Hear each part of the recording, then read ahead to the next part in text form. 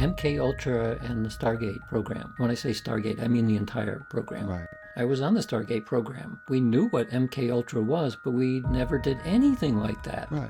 We weren't interested in controlling other people's minds. We were interested in psychic espionage, quite a different thing. And in fact, because the government now, any study that you do, not only for the government, but any study that is published in a journal somewhere has to have an ethical review. And part of that covers things like what kind of control are you expecting to have over other people, and is there informed consent, and a whole long list of things. And that was partially as a result of both atrocities in the Second World War, but also MKUltra.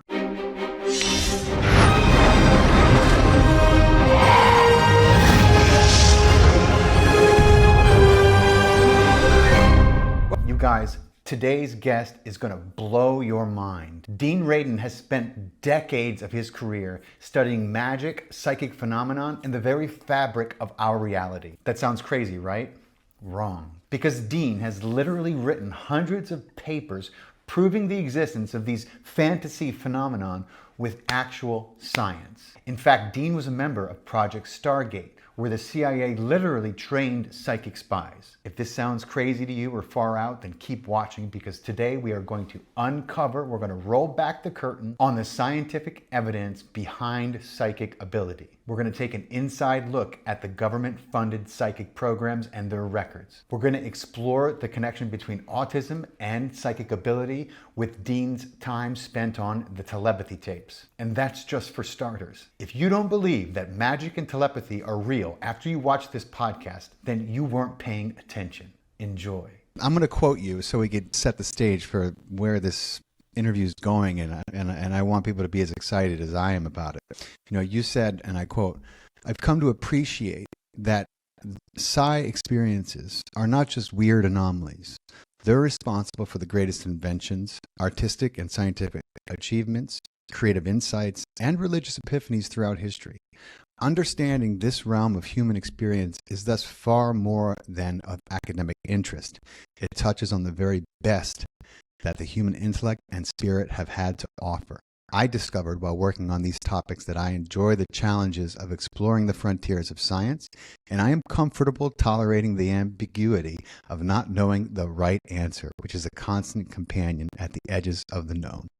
And I just love that quote, man. It's so few people have gone so far into this particular field of science as you. So I'm just excited to get into it with you. Good. You know, so most people think of you, I guess, as a classically trained scientist who took, what society would view as a strange turn into parapsychology. But was that really a detour, or were you headed there all along? I think I have been interested in these kinds of topics for as long as I can remember. And this is not unique to me. Otherwise, Harry Potter series would not be challenging the Bible as the most sold books in the world. Very true. Of course, kids are attracted to fantasy and fairy tales and science fiction later, and this is why we see in entertainment that this is what half of the movies are today. It's simply something that has always attracted the human imagination. And so the only difference, perhaps, is that I saw that it would be possible, maybe, to actually have a profession where that became your job, to not become a so-called paranormal investigator, which is also kind of fun. It's like looking for ghosts and things like that. But I had scientific interests, and I thought, well, if you could use the tools of science, which are really quite good, and apply it to these areas, well, what could be more exciting than that? So that's what my passion was, and I managed to follow it. And I would like to note for any random skeptics who may be listening that Dean's 170 plus scientific articles can be found in peer-reviewed journals ranging from Foundations of Physics to PLOS1 to PNAS, Nexus, Nature Trends, Translational Psychiatry, Frontiers in Human Neuroscience, Psychological Bulletin, Brain and Cognition, and Psychology of Consciousness. So when we are discussing science here, we're discussing legitimate, recognized science, not well, what the skeptics love to. They love to attack and and go after everything. But so I share your interest in it, and I see the why people are so compelled to movies like the Avengers and X-Men and Harry Potter, and because I feel that it is in the co-consciousness of this species that we are able to do a lot more than we think. It's embedded in us, and I think that as we understand more of the invisible, science will catch up with what we innately know, I think. But right. So you look at this especially from an academic psychological perspective. The reason an academic would say, and I used to be in academic psychology, so I'm well aware of this, that because life is uncertain and because death is certain, that we're always looking for a way to essentially to comfort ourselves. And so the notion that there must be something more, there's got to be something beyond what we currently understand, can be seen as purely a psychological coping mechanism. And so, again, one of the reasons why I became interested in this is because I figured that might be true, because certainly we're all looking for some kind of comfort in some way. And especially the older you get, the more and more people that you once knew are no longer here. yeah, So the presence of our limitations becomes really palatable. That's probably the wrong word, but you know what I mean. no, I know what you mean. Yeah, so that was again another motivation for looking very carefully at stories about what our actual capacities are. What is consciousness and what can it do? Because if it turned out that the stories that we've been told in textbooks turns out to be wrong, even slightly wrong, and by the way, that story is a nihilistic story. It's one that says there's no meaning or purpose to anything. Well, then we better figure out what was wrong and fix it. I think it's obvious we have misunderstood something. I think when I look out into the world, clearly there's something that we have got wrong, very wrong, because there are so many of us and we have more than enough of everything, and yet we're still fighting. We still haven't found a way to take care of each other. And in fact, our energy goes into these kind of conflicts and, one after another. So I'm with you 100%. Right. I know you have, there were millions of dollars funneled into Stargate, right, for 20 years. And of course, I know the story behind why that was deemed a failed experiment, as declassified documents imply. But maybe you can speak a little bit from experience. But what aren't they telling us about that? Well, first of all, it's true that on average, the Stargate program was funded for about $1 million a year. But $1 million from the federal government's budget, even back then, was nothing. It was like $1 million a second practically being used. So it sounds like a lot of money, and in some respects it is, but not. But it's almost like a discretional budget for snacks for a typical office somewhere in the government. I mean, it's tiny. Nevertheless, it turned out to be quite useful. And it was really, in some respects, was a formalization of what had been going on within the government and within business and everywhere else since the beginning of time. There have always been people who are consultants or on staff or something like that that have had psychic abilities that have turned out to be useful. And so they were simply part of the mix. Mm-hmm. So one of the reasons then why the program was canceled was because it was outed. It became public. And so you can't have a secret program which becomes public knowledge, because then obviously it's no longer secret. So that means it had to go somewhere else. So there's a big public rush to show that there was nothing to it and we're making it go away. And meanwhile, other things were happening. And of course, it went somewhere and continued on quietly. Yeah. But I read that that you've been invited to present your research to the military and to some of the most kind of famously secretive agencies in the United States government, places like DARPA, where the line between science fiction and reality gets pretty blurry pretty quick, and probably, in my opinion, my research has for decades now. I'm sure there's a lot. It sure does seem like sci research is being dismissed in public, but quietly weaponized in private. And I'm wondering what you have to say about that. I'm not sure that the word weaponized is correct. Used is correct. The other thing is about how things are presented in the mainstream and skepticism. So it's certainly true that there are a lot of scientists in particular who are quite skeptical about these things because the topic is so long associated with either with fraud or with silliness. That has maintained the woo-woo taboo for a long, long time, pushed both by religion and by science. Mm-hmm. So a phrase I heard recently which encapsulates that just perfectly is that religion did not like this topic, did not like cyber research, did not like parapsychology because it might be demonic. That's right. And meanwhile, science didn't like it because it might be divine. It's like right smack in the middle between two ideologies, neither of which are like this topic because they're suspicious of it for their own reasons. It's like pushing against. Damned if you do, you're damned if you don't. Yes.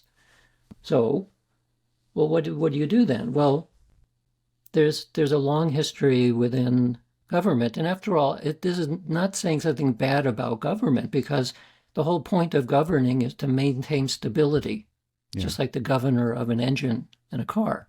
The reason it doesn't blow up is because there's a governor built into the way that the thing is constructed to prevent it from blowing up. That's in a sense what government does too. Yeah. It's supposed to maintain stability so that people can go on with their lives without having to worry about bombs falling on their head all the time.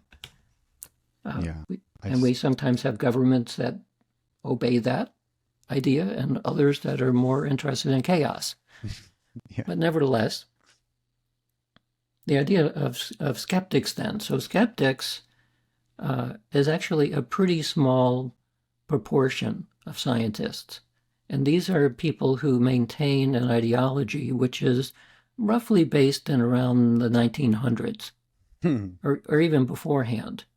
And so their opinion about these kinds of phenomena, despite both huge number of anecdotal stories and a growing body of scientific evidence, is that it's impossible. Mm-hmm. If you take a classical physics perspective, it's really hard to understand how these things can work. But that's, as I said, it's a small minority, and we've done surveys anonymously among elite scientists and engineers at top-tier universities around the world and asked them not what you believe about these things, but what kinds of experiences have you had that could be called psychic? And we asked the same question of the general public. So the general public, roughly 94% of the general public said yes, they've had at least one of 25 different kinds of experiences that could be called psychic. And to our amazement, exactly the same percentage, 94% of scientists and academics have also had these experiences. Wow. So some of them are somewhat mundane, things like simple experience of telepathy or something. Mm-hmm. But some of them, even among these elite academics, have experienced what they say is levitation. Wow. So there are an enormous number of people in government and science and the military who are essentially in the closet. And they would desperately like to come out of that closet, but they won't until they feel safe to do so. Until it's no longer considered taboo. Yeah. Career threatening to do so. Which... they're realistic. It is dangerous for one's career. And I just heard something recently funny on TikTok. I look at Witch Talk every so often. What's Witch Talk? Witch Talk is a section on TikTok for witches. Oh. pagans. So that's witch talk. So a lady, a witch, was talking about this and about the taboo even in that realm, in paganism. And she said a very similar comment, which is that there are a lot of people in the broom closet who don't want to come out, referring to the witches. Yeah. Of which, again, there's a huge number of people who are interested in these things, but they dare not talk about it because of the same kind of taboo. Oh, yeah. Yeah. And there's a lot of ancestral trauma around that as well, with how many people were burned, and you can extrapolate that. It's always been like that. So it doesn't surprise me at all, but that's funny in the broom closet. Yeah. You just mentioned the physics, and now we've kind of got two models of physics, right? We've got classical physics and quantum, and we have yet to reconcile them. They can't really fully coexist, at least the way we understand them right now. One breaks down at the subatomic level and the other kind of falls apart at the scale of everyday life. Isn't that a clue that we're still fundamentally missing something? And even more glaring, neither framework addresses the one thing we all experience firsthand, consciousness, right? So is it fair to say that any theory about how the universe works that excludes consciousness entirely is incomplete by design? Yes, it's incomplete. And that also says that our prevailing scientific doctrine of materialism is not necessarily wrong. It's probably not wrong because it's way too effective at what it does, but it recasts it as a special case. And so in science, this is not a bad thing. That basically science has always been expanding our worldview.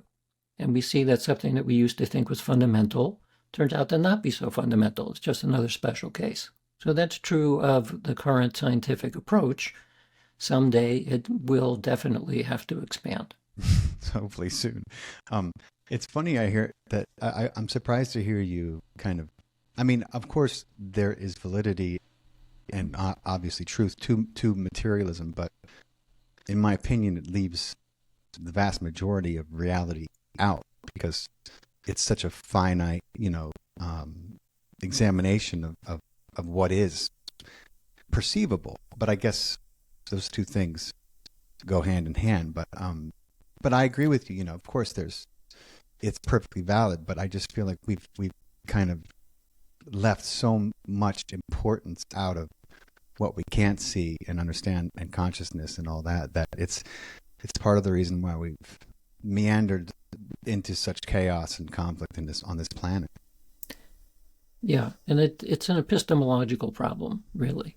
It has to do with what can we know. So it's probably true that even from a neuroscience perspective, that it's been estimated that our perception of the world out there is roughly 1/billionth of what is impinging even on our own nervous system at any given moment. So it's severely filtered down. It's a cartoon version of what we think is out there. But then the question is, well, how do we expand that? Well, we do that through our instruments. That's how science expands as well.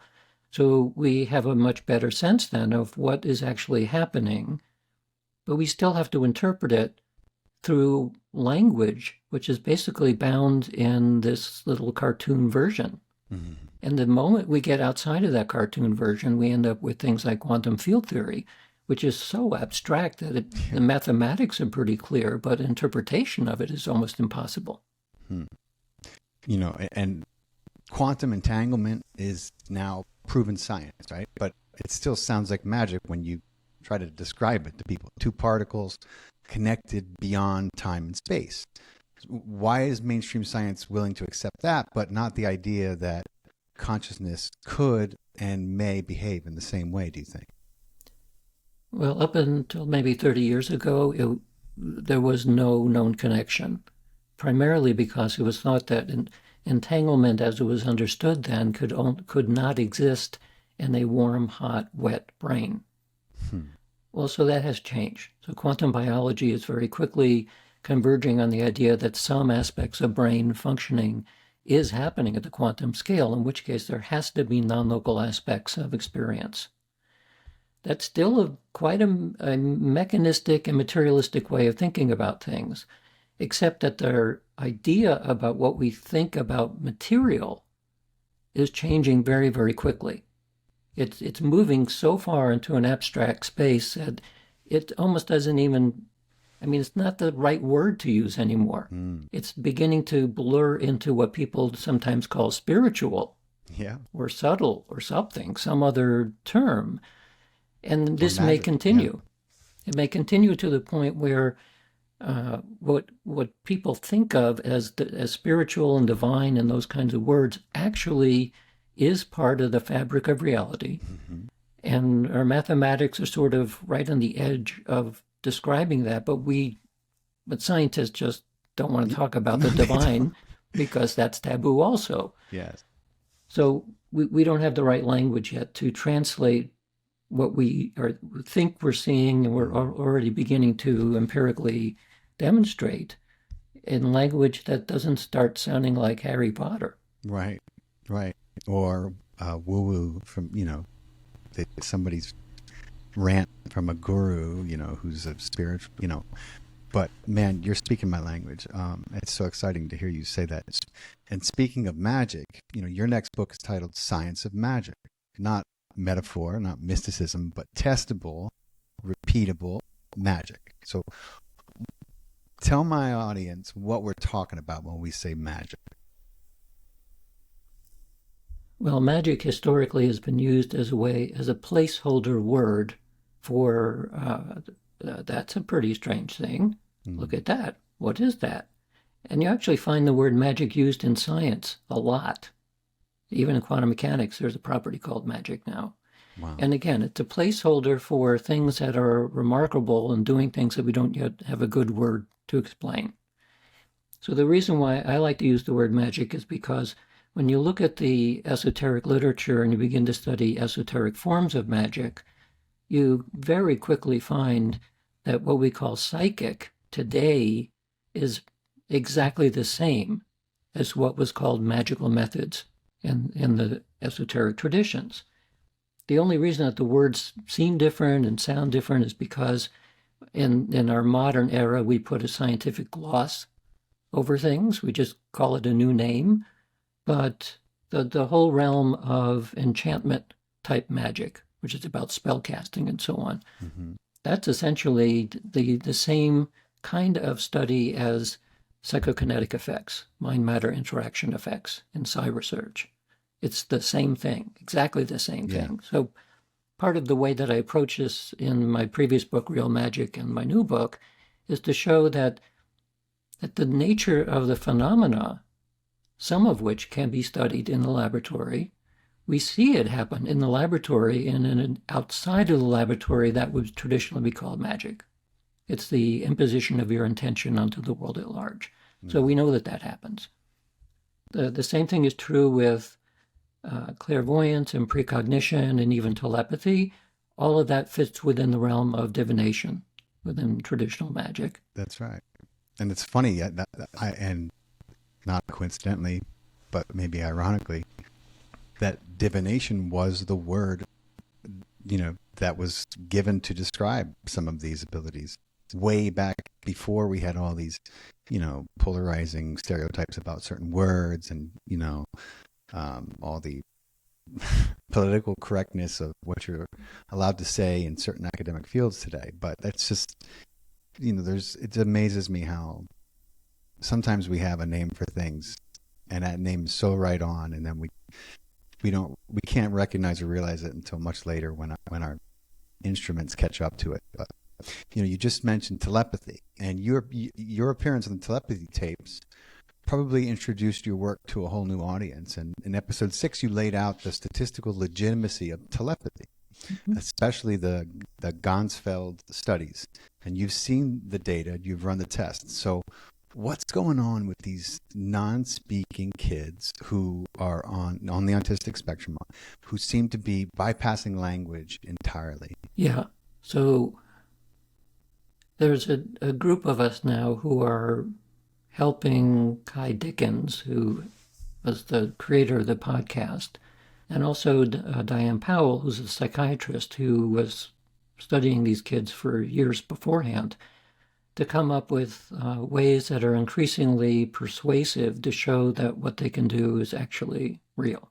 Yeah. And the reason is that having done telepathy tests in the lab, because of ethical restrictions, we can only use, quote, neurotypical normal people, most of whom are generally college sophomores doing the experiment for credit. So there's a limitation on what you can ask people to do. And we have not worked with non-speaker autistic people because the institutional review boards that give permission to do these kinds of tests would probably raise all kinds of red flags. And that is still the case. Like, we're not quite sure how we're going to do this. The same thing, by the way, is true for people with schizophrenia. Wow. Because I think some people who are suffering from schizophrenia are actually very talented psychically, except they can't turn it off. I agree. And so they're literally driven crazy because they can't turn off all of the voices and visions and everything that is simply somehow tunneling through all the filters that a, quote, normal person would have. But we can't get permission for that because that raises its own ethical problems. But nevertheless, with the autistic non-speakers, there probably are ways, and so we've been discussing ways where we can close the loopholes that raise the skeptical eyebrows, and it's primarily the one about cueing. That's part of it. So if you have somebody who is working with a non-speaker and they're holding a tablet, and they know the answer to a telepathic question, then they could not consciously try to help them, but they can certainly unconsciously try to help the non-speaker. And in the tapes that are available, the few tapes that are available publicly from the Telepathy Tapes podcast, you can see that in some cases they get a lot of cueing. There's a lot of people who know the answer, and then that could be conveyed in some way. So since that, I've seen other videos that are not public yet. And also I've heard about a few other tests that have been going on with some of these non-speakers. And it's beginning to close the loopholes. And the level of performance is still above 90%. Wow. And so this is very exciting because we never see that in the laboratory. We never see hit rates that high. Yeah. And so it kind of suggests that one of the things about being a non-speaker is that they have a very different structured brain. There are different genetics, there are different connectomes within the brain, there are different regions of the brain. Some are active, some are not active.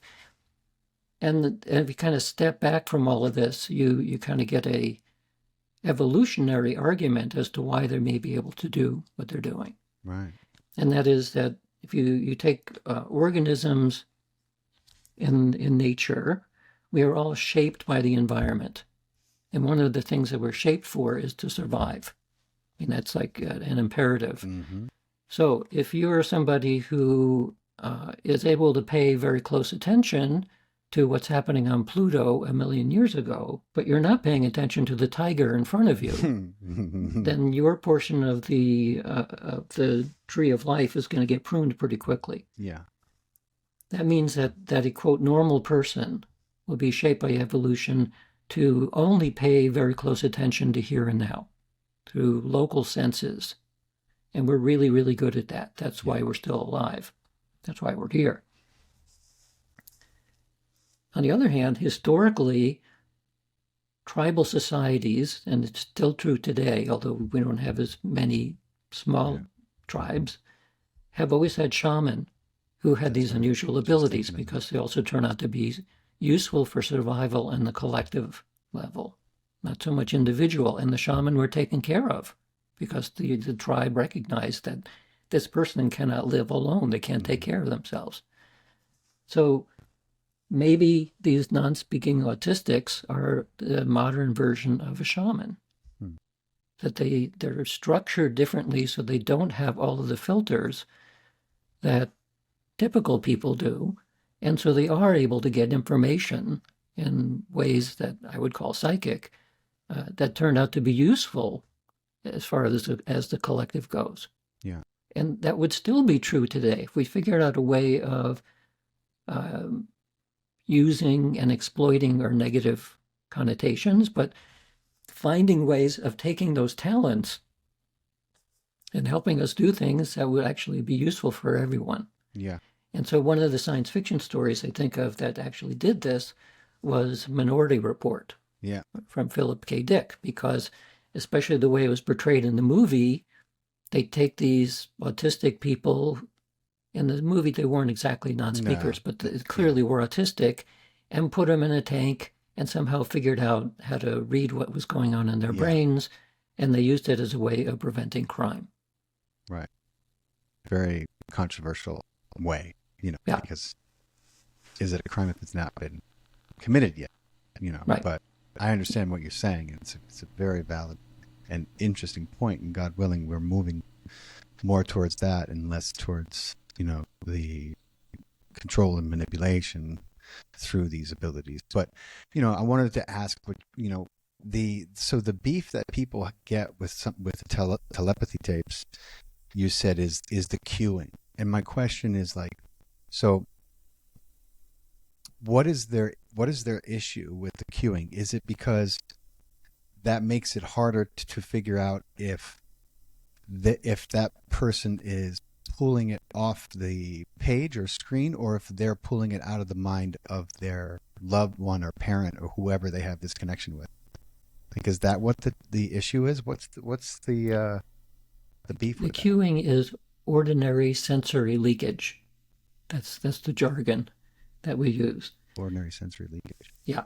So if they're pulling it out of somebody's mind, well, that's telepathy. That's perfectly fine. Somebody knows the answer. But if they're pulling it because they hear their mother whispering, yes, yes, yes, no, no, no, no, no, yes, yes, yes, the equivalent of the hot and cold game, well, that's telling you by ordinary sensory means whether you're close to the target or not. And there's a gazillion different ways that could happen. People are very sensitive to that.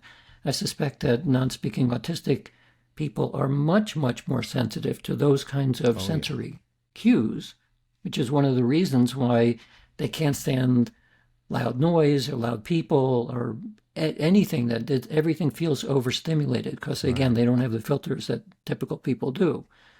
And so they may be way more sensitive to ordinary physical cues than the average person, and that's why you need even stricter methods of preventing those kinds of cues. My God, that makes so much sense when I think about that.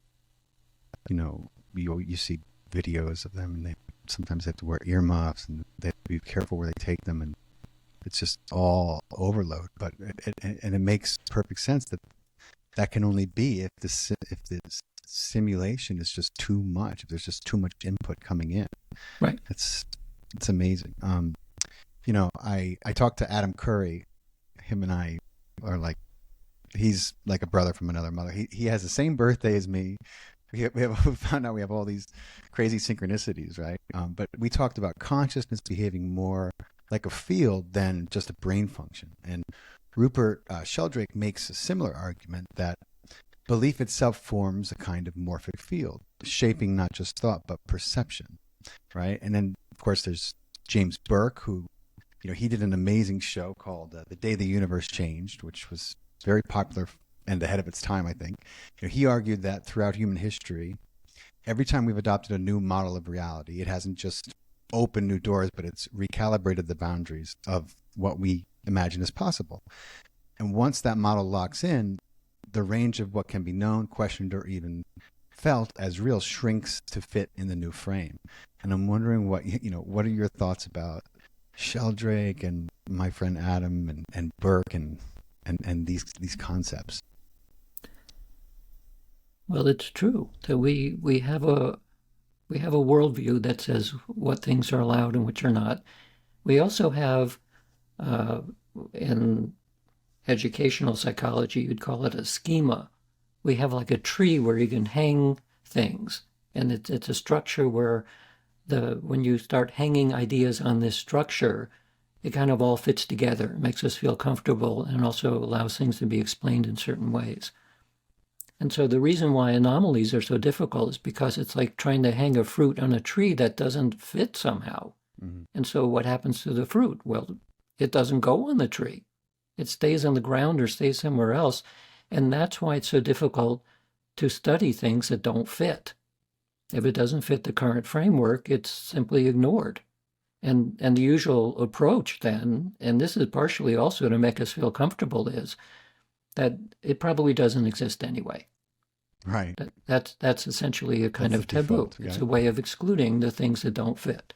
And we do that all the time. Yes, we do. Bad habit of that. I'm just so fascinated with this work and the fact that there's now all these labs, some of them funded by some very, very incredible billionaires who are trying to, explore these boundaries.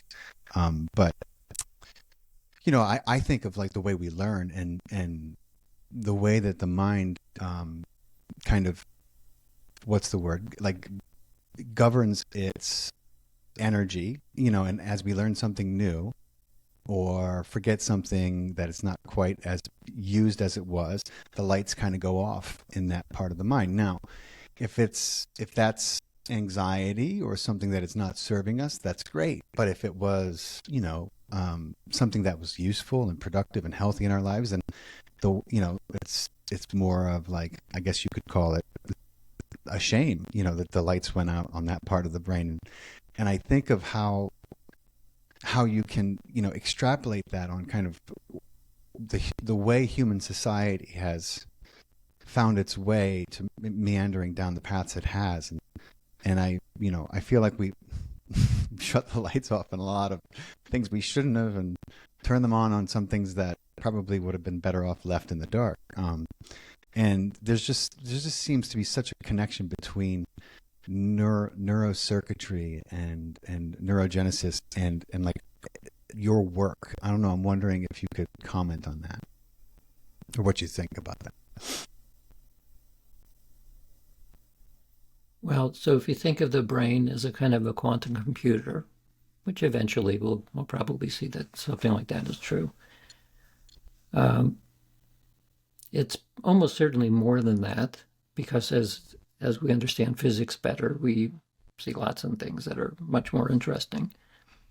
But just sticking at this point as the brain as a kind of a quantum computer, it's going to have non-local capacities to it.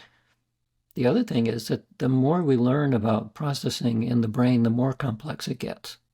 It's not like we're seeing this as something which we will look back on and say, no, it was way more complicated than a quantum computer. Yeah. It's just difficult to imagine how much more complex it is. In which case, it can probably do many more things than we currently understand, especially if it turns out that panpsychism is actually a viable philosophy, or dual aspect monism, or even full-blown idealism. In which case, we have the impression that there's something like a brain and something like physicality, but it's not really what it is. What's panpsychism? Panpsychism is the idea that consciousness, meaning awareness, is simply part of the fabric of reality. So it's like the reality is a fabric that is made out of threads, some of which are physical-like and some of which are mental-like. And so you can't extract it, that reality itself has consciousness built into the very fabric and structure of it. In which case, everything that we can imagine that we might call physical is aware. Right. Every photon, every quark, everything is aware. So the question, if that is true, and that is actually beginning to gain a certain traction within the scientific community now, it's kind of a quasi-materialism, because it's still material, but it's not quite the same kind of substance as material. It's awareness itself. Well, I mean, 30 years ago, no one would have admitted that other than a small subset of philosophers. That's now becoming almost mainstream. Wow. And that, I mean, that's a major change over That, 30 years or so. And I attribute most of it to a combination of meditation becoming mainstream, psychedelics becoming mainstream, brain-computer interface is probably influencing it in some way. mm-hmm. And I would like to think also that psi research is slowly becoming mainstream as well. You kind of put that all into the mix, and then you look back at the founders of quantum mechanics, and you learn that they were all idealists. Hmm. They were philosophical idealists. They believed that consciousness was fundamental, which did not prevent them from making the most accurate physical description that we currently have. Right.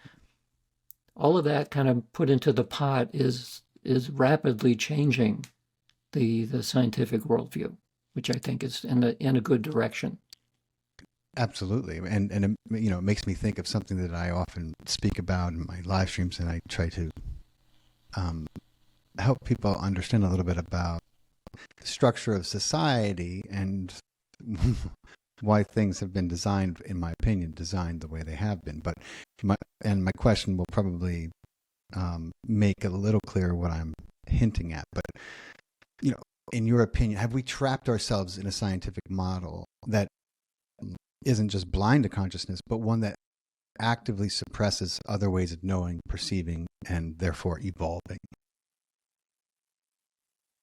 I guess my question is, do you see the stifling and the suppression of these kinds of concepts of information from the general public like the way that I do? Because I see it as, keep them 9 to 5 or, at least 3 jobs, and so that they stay in this survival mode and they don't begin to realize these greater truths.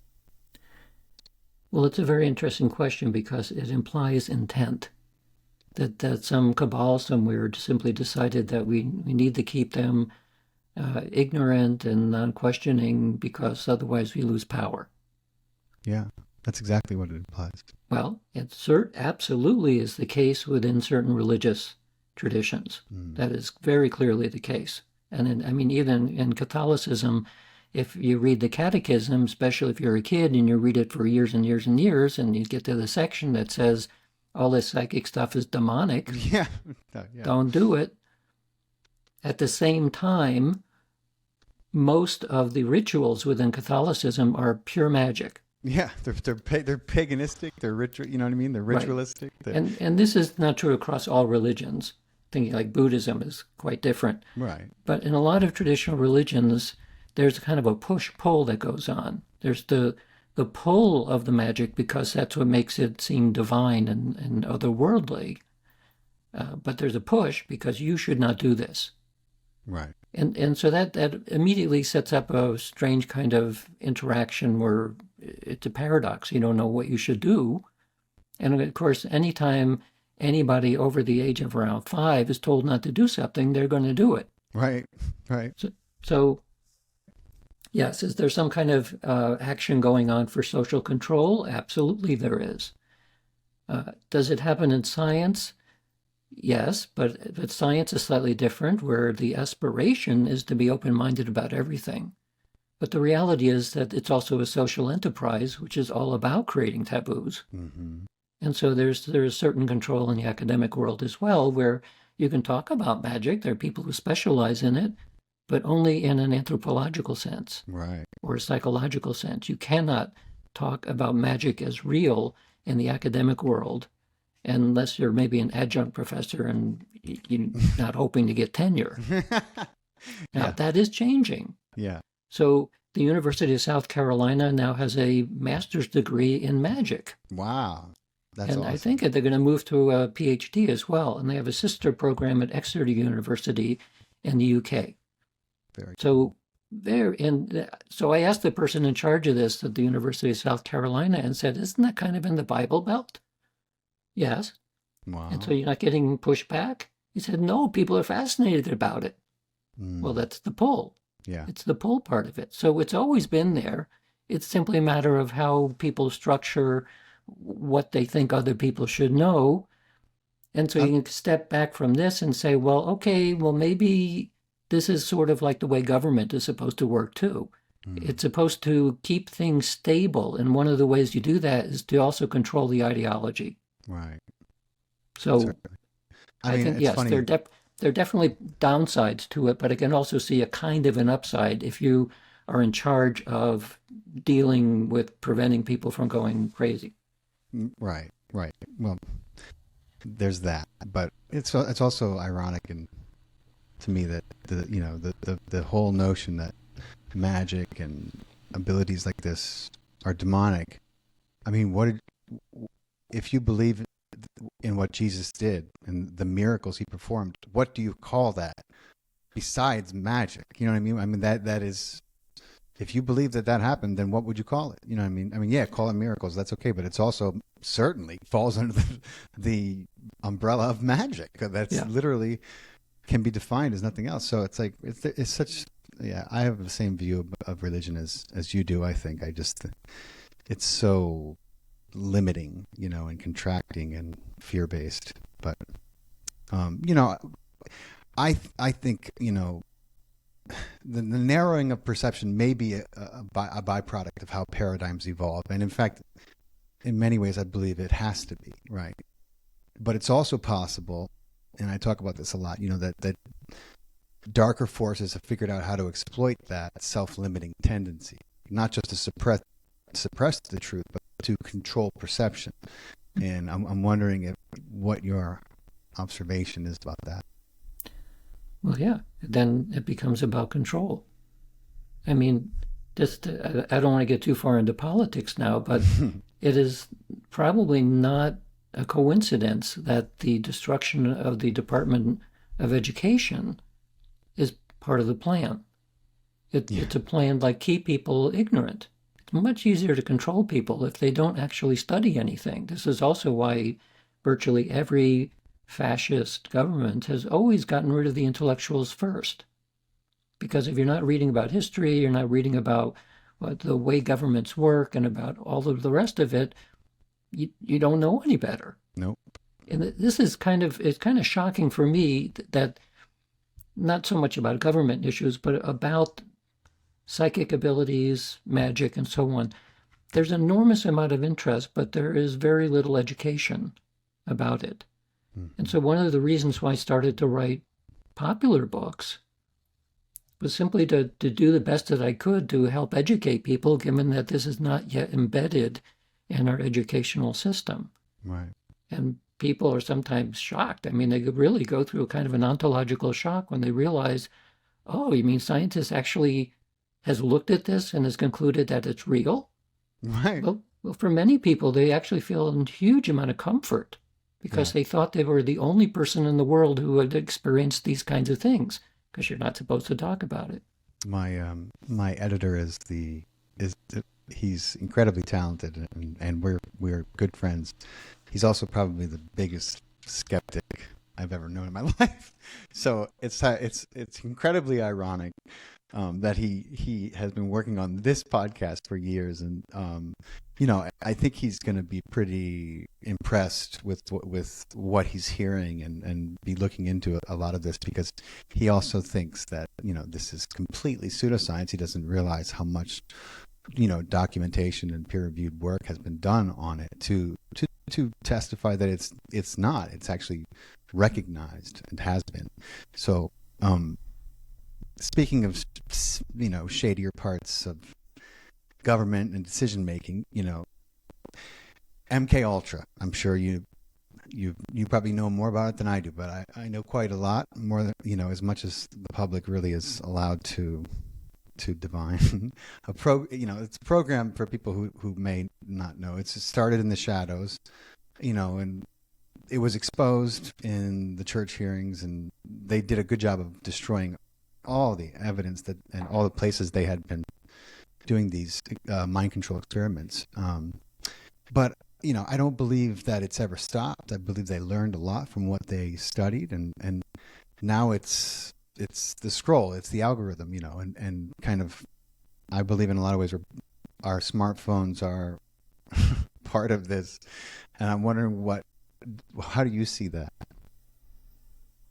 Yeah, for a long time and still today, there's kind of a conflation between MKUltra and the Stargate program. When I say Stargate, I mean the entire program. Right. And it's not true. I was on the Stargate program. We knew what MKUltra was, but we never did anything like that. Right.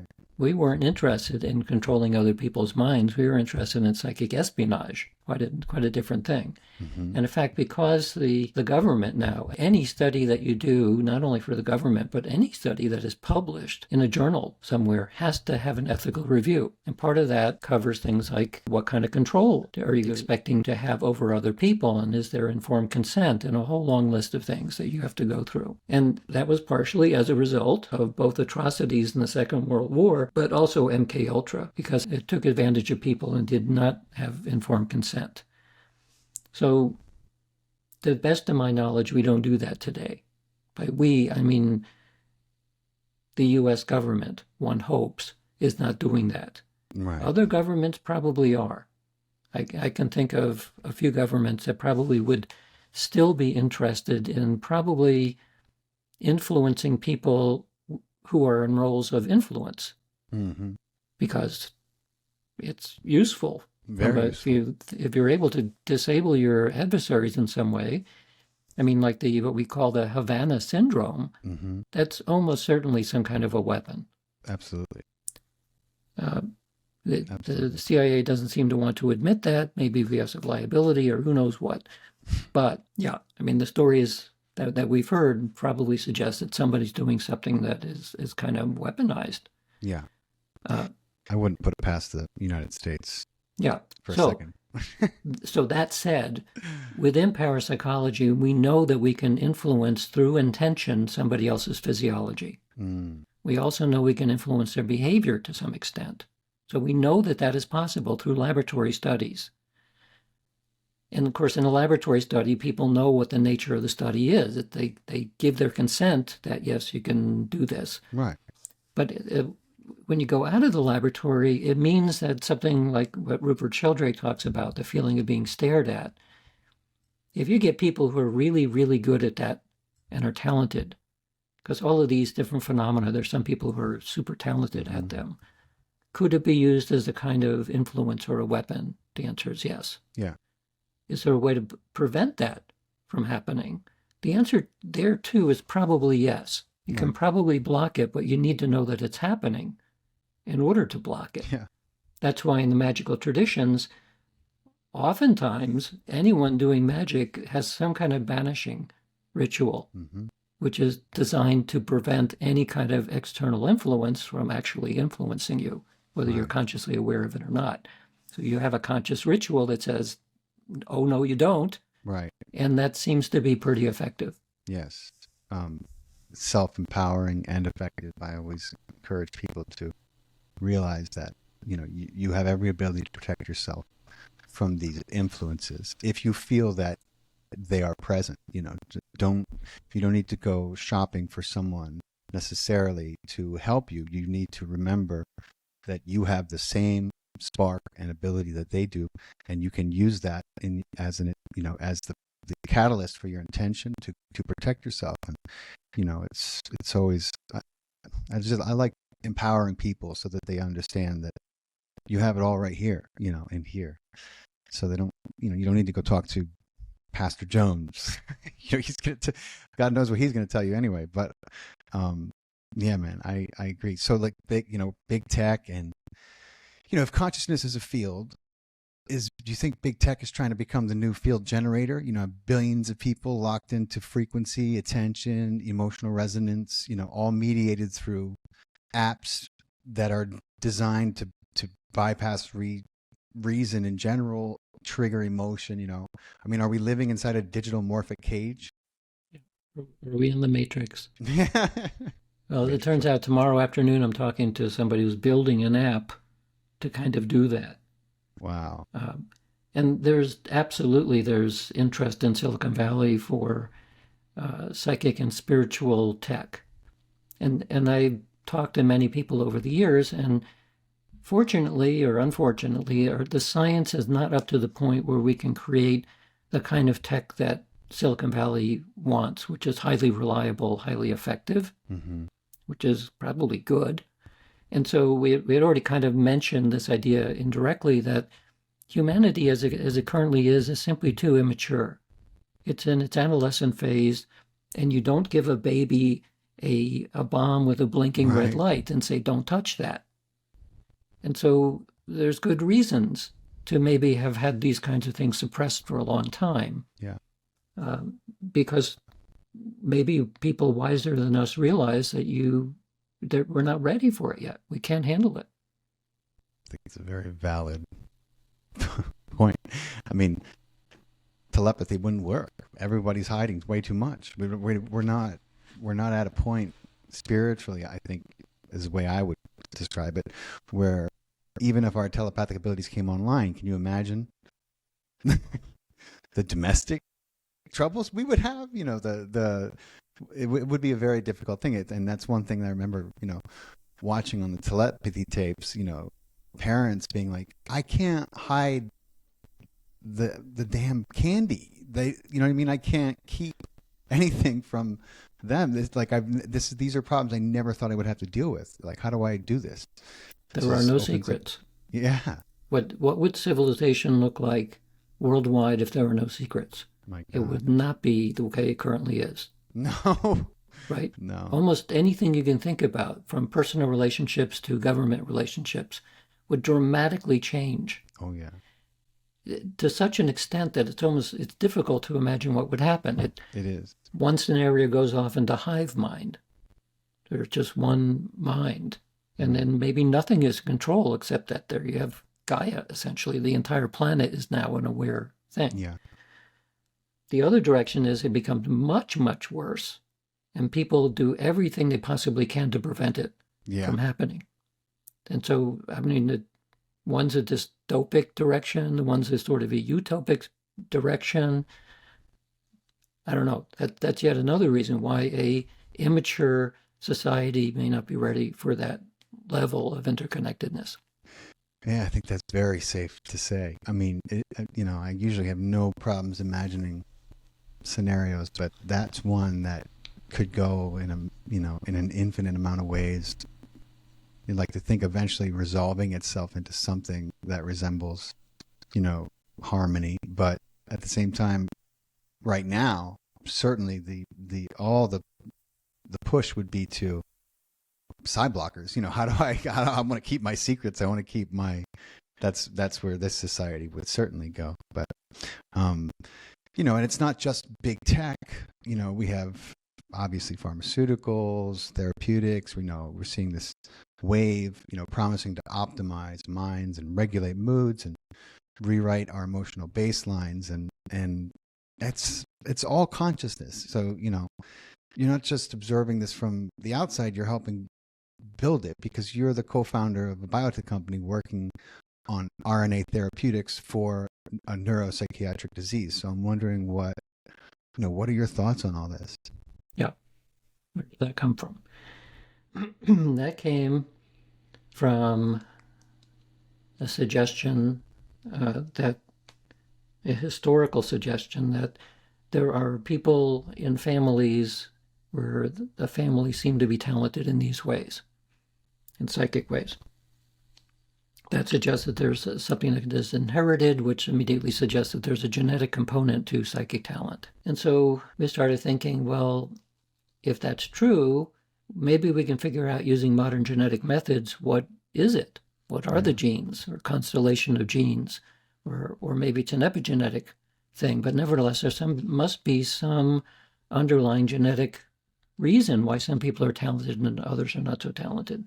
So we did a small scale study, and we've recently done another kind of study, and we are finding evidence that there is a genetic component to psychic talent. That immediately suggests that maybe we can make an edit that would take a normal person and make them into a super psychic, or take a psychic and make them into a super psychic. And so that's not the sort of thing you want to jump in initially, because you would need millions and millions of dollars in order to do this right. You need a lot of people to figure out what genes are involved. So the first step of our company is to say, well, there's a huge number of psychiatric disorders that people have. And if you look at the standard pharmaceutical methods for treating them, they work. The drugs kind of work. Most of them have pretty bad side effects. Yeah. And Yeah, they so do.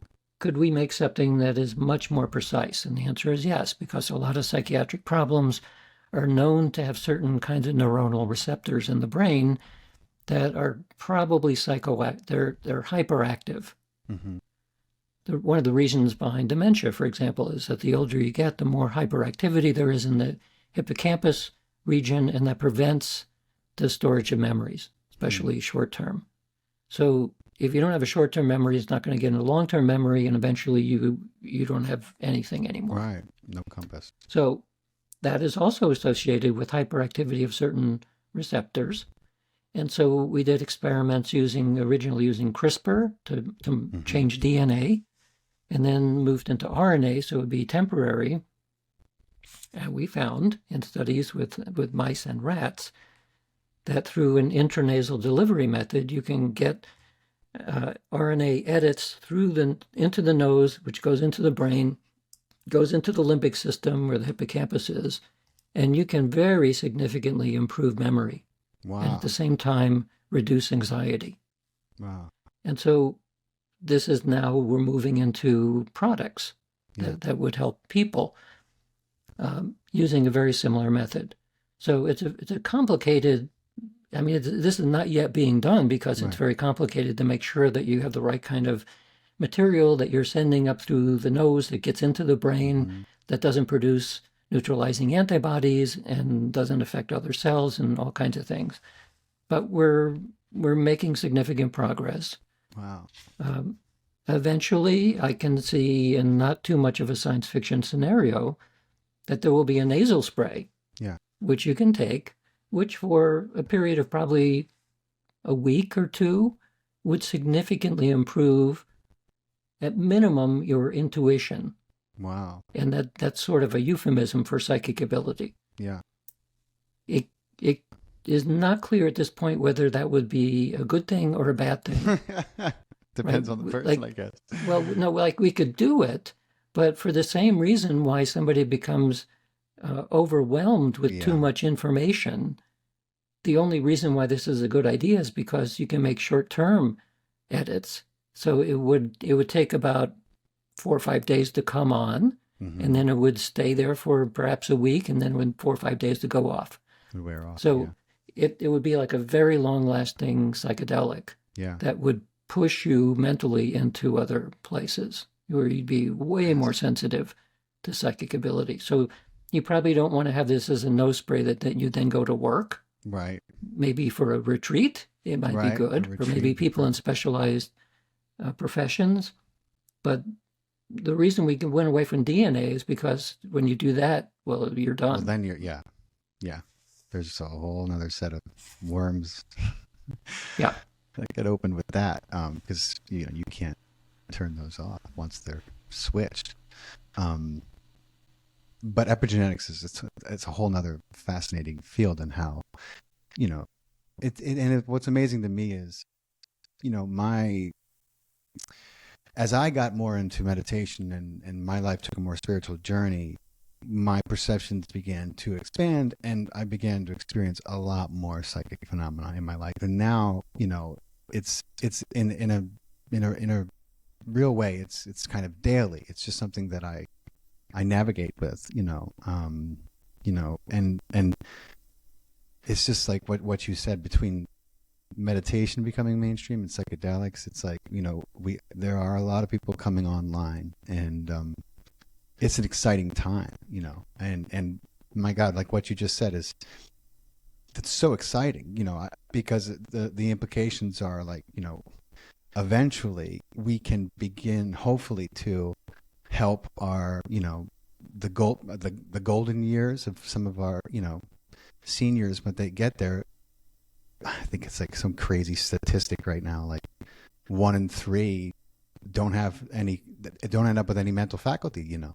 They end up like Joe Biden. No offense, Joe. I shouldn't have said that, but anyway, Joe was president, so he did. He was doing enough to get by. But it's very promising, and I hope that by the time I get up in years, there's a lot more that can help with that, because it doesn't seem to be getting any better. It seems to be getting more prevalent among our elders. So it's a bold vision, but it also raises questions anyway.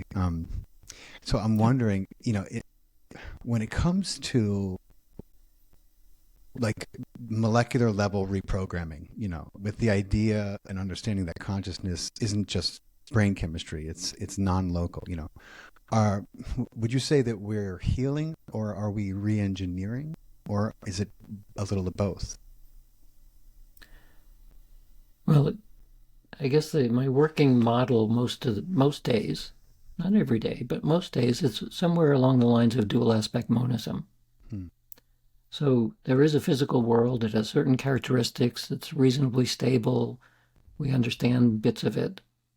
But there's also a consciousness world, and they intimately interact. They correlate with each other.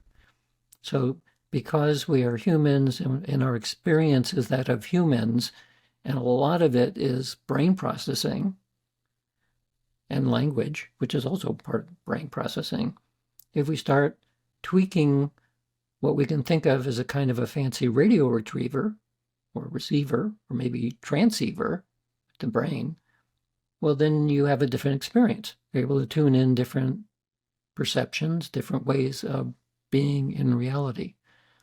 So it's not it sounds like genetic manipulation of the brain and psychic phenomena as pure consciousness is way far apart, but it really isn't. It's an intimate relationship. And so, again, with a radio metaphor, if you start tuning it differently and you put in more sensitive components and you put in different components, what you're going to hear in that radio is very different. Mm-hmm. And so that's essentially what we're thinking of here. And it's not that different than taking a psychedelic, except that we can remove most of the hallucinatory aspects to help create a more veridical perception of what's going on. We can improve the memory part. We can improve all kinds of things, because once we start to understand the nature of that, quote, radio better, we're able to start tuning it in ways so that if you want somebody to become extremely good at precognition, say, well, eventually, you use the red nose spray. And if you want really, really good at telepathy, you use the silver version, and so on. That there'll be like a pharmacy of these different kinds of edits, hopefully ones that will act even at shorter and shorter time spans. Yeah. It's difficult to do that with current technology because we're talking about downregulating receptors. Right. There's also ways of upregulating the receptors. But the easy thing to do now with the methods that we're using is to downregulate. And most of that, again, is aimed at neurodegeneration, because when the brain starts going haywire, it becomes hyperactive, which is toxic to the brain. And we think, for example, in Alzheimer's, that the talk about the various kinds of plaques that form in the brain that are associated with Alzheimer's, and that's what the drugs, what pharma is targeting. We think that's actually a reaction to the inflammation and to the toxicity. It's not causing the Alzheimer's, it's an effect of it. And the actual effect then would be something like too much dysregulation and hyperactivity in the brain that starts to make things scramble. And then the brain tries to heal itself by creating these different kinds of plaques. That's like the problem with statins and what they've realized and has really yet to hit the mainstream allopathic world, because you're talking about a couple $1 billion industry. But the fact that people they're realizing now that cholesterol is the body's response to this type of buildup, and it's so they're like the firemen almost, and statins so think that they're the criminal, but they're the people trying to put out the fire. And so they're, we're attacking the wrong thing, which is why they're so wildly ineffective, but yet so overprescribed. So it's just, it's interesting how the model changes, and then you have industry forced to catch up sometimes decades later. Yeah. Um, I once met a guy at a talk that I gave, who was telling me about that he had developed trans fats, and this was considered to be the biggest breakthrough ever, because now it would allow companies to make fatty food, which we love, but without the downside of fatty food, because it wasn't fat anymore; it was trans fat. Well, it turns out that trans fat is horrible yeah. for us, but we didn't know that at the time. So it's as you were saying, that eventually we learned that some things that we thought were pretty good Right. turned out not to be so good after all. Right. Margarine, So smoking. yeah, smoking and that's Yeah. why I like that Woody Allen film where everybody is smoking and eating sugar all the time, Yeah. and they make fun of the fact that, well, in the old days they thought smoking was bad for you. Right. Right. Wow. Yeah. So much to it. And I feel like consciousness is key. I'm involved in a community that has done some pretty incredible work showing the effects of meditation on the immune system. And I'm a student of Dr. Joe Dispenza's, and there's a recent study that came out showing just how incredibly impervious the blood of his meditators after one of his retreats becomes. And so he's had it peer reviewed, and I remember the scientists couldn't believe what they were just like, it can't be tested again. They couldn't believe what they were seeing. So there's a lot of incredible work coming out on this, and you're right on the front lines. You've shown us the data, you've challenged the paradigm, but if science finally has to admit that consciousness is primary, what do you think comes next? Is it a reckoning or a renaissance? Of course, I hope it's a renaissance. It also it will challenge such basic assumptions in science that it's not clear how science will be able to evolve very well. I mean, science essentially is looking at the world from the outside, and it has always done that. Even with quantum mechanics, we imagine that we're looking at something from the outside. The surprise in quantum mechanics is, and it makes a difference if you're looking or not. In fact, two people can look at the same thing and end up with completely different things. That's right. So it's an epistemological problem. We're trying to get at the ontology. What is the actual nature of reality? But we can't see that directly. We have to use methods. The methods are the epistemology. Well, if consciousness is wrapped into the mix somehow, then all of our ideas about having control periods and using shielding and assuming that things don't go backwards in time and all of those kinds of issues, which are so fundamental, they have to be fixed. Even our basic ideas of what we think of our constants in the physical world have to be fixed. It opens up like completely new vistas in terms of what we think is possible, but it also it would begin to seriously question the way that civilization has been structured, because that is based on a very old model. Yes. As we see playing out almost every day. It's the same old model, and it's not changing very much. It's not working very well either. Yeah. So maybe these kinds of ideas, when we really get down into it, can only actually be effective within small communities. Yeah. And maybe they have to put up barriers, mental or otherwise, to be able to maintain the development in the same directions without getting overwhelmed by everyone else who says, oh, no, you don't. Right. I don't know how that's going to look. I think that's, in a way, that's what's actually happening, and why some of the progress we're seeing is being made is because they are staying just, off the radar enough to not be stopped or squelched. Sometimes when they get too much on the radar, that's when they are interfered with, by certain, regulatory institutions and people who are vested in keeping things the way they are.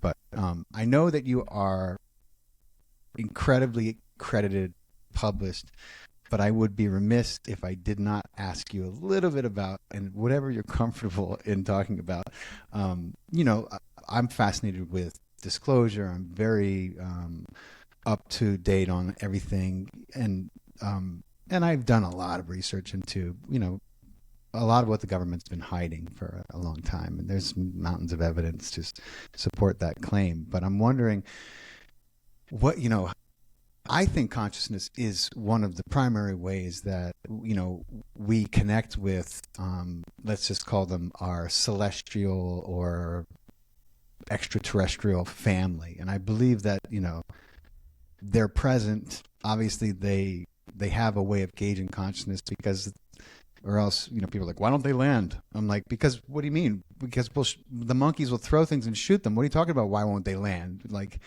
and I'm wondering if you have ever had any experience, or what your thoughts about, how that relates to the cosmos and other life that is in it. I guess what I would say is, I think there's a non-zero probability that the planet itself is sentient. That we know from both from the Global Consciousness Project, that it looks like at least human minds act in collectives and can influence the physical world. And so I could easily imagine that Gaia, Mother Nature of the Earth, has a kind of awareness. That awareness might pay close attention to humans, but I kind of suspect probably not. It's like humans to the planet would be like neurons in the brain, or cells in the brain, simply part of the way that you are. And if that is true, then it's probably true also, as Rupert Sheldrake has said and others, that the sun is also aware. Oh, yeah. In fact, every planet is aware. Every solar system, every galaxy, the entire universe is actually a conscious entity. And so it becomes somewhat difficult to imagine, well, what is it thinking? What is it doing? What? It's the same thing like a neuron in my brain trying to figure out, am I part of a collective? Right. It seems like there's some kind of correlations going on in my neighbors, but what's beyond that? So we keep pushing up hierarchies. It becomes very difficult to imagine what all of that is. So you can make a speculation then. You can say, well, what about all of these UFOs going all the way back in this history as far as we can get, just called by different names? Well, what is that? Well, it could be, in some respects, it's like white blood cells in the body. So Gaia is getting a little bit hot and disturbed, because there's the equivalent of a kind of hyperactivity going on that is not comfortable for the planet. So how would a planetary entity respond? It would use an immune system, similar to what we do. Well, what do? We start attacking it. We start producing disruptions in order to fix that. Right. Maybe that's what we're seeing as UFOs and UAPs and all the rest, that it would have a certain degree of intelligence, just like our immune system actually does. And then white blood cells are very intelligent, doing what they do. Maybe that happens at the galactic level. Yeah. I mean, we just recently have discovered that black holes are spitting out all kinds of energy. Well, we didn't know that they could do that. Well, maybe it's spitting out the equivalent of white blood cells. Yeah. Right? It's saying this portion of the galaxy, there's like some cancer happening here. Let's get rid of it. So, it could wipe out the planet because a big ball of plasma is shot out of a black hole and doing what it's supposed to do. So I don't know. It's mind-blowing to hear you say that, because I was just discussing a book called UFO Nukes. There's a ton of documentation and eyewitness testimony from some of the most discerning people given military assignments, to oversee these sites and sometimes literal nuclear, the warheads. And they talk about how, we were scheduled to launch, and we were going to send, the plan was to detonate, this small nuclear device in the upper atmosphere or in space. And every single time we tried, a UFO showed up, rendered it inert and dropped it out of the sky, or just pulled the plug entirely. And the United States government obviously pulling its hair out, because that they do not like that one bit. But with what you just said, it makes perfect sense. What you don't you don't want that kind of damage being done, and that's what we have the immune system for. So it's just what an incredible. I'm so glad I asked about that. Yeah. So let's go back further in time, like the miracle at Fatima in Portugal. Well, so there were no nukes at the time. No. There was a rising concern about the First World War. And so maybe these kinds of episodes happen as kind of a precursor to the equivalent of the Gaia had an injury, or is feeling an injury about to happen and doing something about it, trying to do something, and it manifests in that way. Yeah. And of course, then we have to go backwards again into our language and our perceptions, where we cast it into terms that we can understand, which is not what was happening really, but we do the best that we can. Right. So we're always telling ourselves stories that kind of match our language and our expectations. And so, and this is a science fiction scenario now, but I think it's plausible. As I said, it's not non-zero anymore. I think it actually might be real. No, it makes a lot of sense, and it's a whole new way of understanding some of this phenomenon. But Dean, this has been amazing. I'm so grateful for your time, man. I've enjoyed myself so much, and I hope for everyone listening, if you're not subscribed, please be sure to hit the subscribe button if you're watching on YouTube.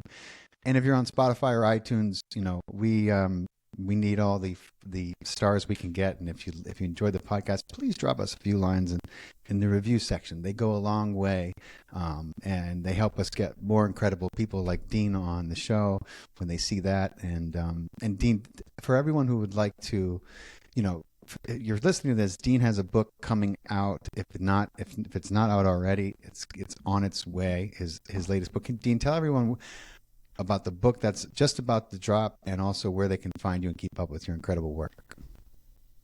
The Science of Magic will come out in October 2025. It'll be available. It's already available. We're speaking now in June of 2025. Mm-hmm. It's available for pre-order on virtually everywhere you can order a book. It'll have an audio version. Almost certainly will have an ebook version as well. And so I would mention something else, that Dan Brown, of course, is well known as an author for the Lost Symbol. Yeah. So his book is coming out soon, too, called The Secret of Secrets. And the reason I mention that, it's coming out in September, is because the underlying theme of that book is all about non-local consciousness. And I spoke to Dan about this and said, it's been like 6 years since your last book came out. Yeah. Why did it take so long? And the answer was he wanted to include non-local consciousness as a key plot element, wow. But he couldn't figure out how to do it. Well, he finally figured it out. Wow. And so as a result, one of the things that he does repeatedly in the book is refer to the place where I work, which is the Institute of Noetic Sciences. So that book comes out in September. My book comes out in October. Oh, that's just perfect. By accident. I mean, neither of us knew that this was happening until I spoke to him. And so I think it's a reflection that even in the public domain, that interest in these kinds of things is that the language has changed a little bit. Non-local consciousness is like jargon, it's euphemism. Mm-hmm. Yeah. But it's psychic phenomena, basically. Right. Just ramped up a little bit into a more scientific sounding term, which is fine, because people are interested in it. Mm-hmm. He knew that. We know it. And I think more and more people are beginning to know it. As I said, they want to come out of the closet, whether it's an actual closet or a broom closet. The people are desperate to get out of it and just be more open about these kinds of experiences, because I think it's not just interesting, it may actually be important. Definitely. I agree wholeheartedly. Thank you so much for your time, Dean, and for your incredible work. I can't wait for the book to come out. I'm definitely getting a copy. And, maybe we can do this again maybe next year and talk a little bit about the book and how it's done and all the incredible concepts you present in it. Everyone, if you follow Dean, buy his books, and thank you guys so much for listening. Thank you, Dean. Appreciate you. You're welcome. You take care.